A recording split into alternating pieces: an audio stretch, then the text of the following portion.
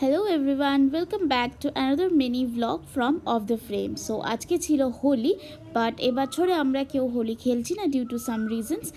আর তার জন্য আমরা বেরিয়ে গেছিলাম একটা লাঞ্চ ইনভিটেশনে। আমার মাসি আগে ব্যাঙ্গালোরে থাকতো, তো ওরা শিফট করে গেছে এখন আমাদের বাড়ির কাছে, তো ওরাই ওখানেই যাচ্ছিলাম ফর লাঞ্চ ইনভিটেশন। এই যে আমি বাবা, মা, দাদু সবাই মিলে বেরিয়ে পড়েছিলাম টোটো করে। আর যেহেতু রাস্তা ফাঁকা ছিল, টোটো অ্যাভেলেবেল ছিল না বলে টোটো আগেই থেকে বাবা বলে রেখেছিল।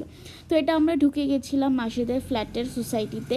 এত বড় জায়গা যে ভেতরেও অনেকটা হেঁটে যেতে হয়, তো আমরা একেবারেই টোটো করেই পৌঁছে গেছিলাম।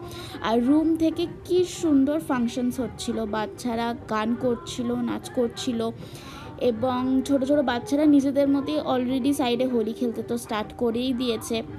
এখানে সোসাইটিতে যারা থাকে তারা সুন্দর সুন্দর বেশ গান করছিল, আর এইগুলো সব আমি রুম থেকে বসেই দেখছিলাম। আর এইটা দেখতে দেখতে ওদিকে আমার মাসি অলরেডি লাঞ্চ সার্ভ করে দিয়েছে।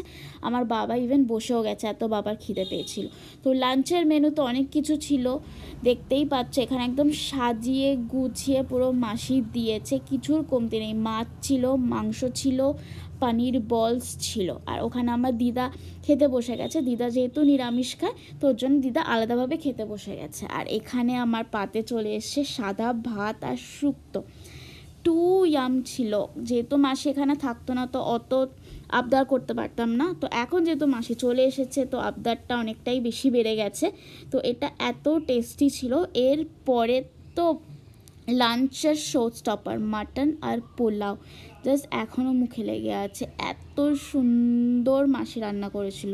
তো একদম পেট পুজো করে দুপুরবেলা খাওয়া দাওয়া করে বিকেলবেলা চলে এসেছিলাম বাড়ি। তো কি করব ভাবছিলাম, তো যেহেতু আমি রেজিন আর্ট করি, তো ওটাই আমি আগে করে রেখেছিলাম। তো দেখছিলাম যে শুকিয়েছে কি না, তো ওইগুলো চেক করছিলাম যে কি কি আরও জিনিস লাগবে। এটাই করে আমার পুরো সন্ধেটা চলে গেল। This is how I have spent my Holi for 2024. So thanks for watching till then. Bye bye.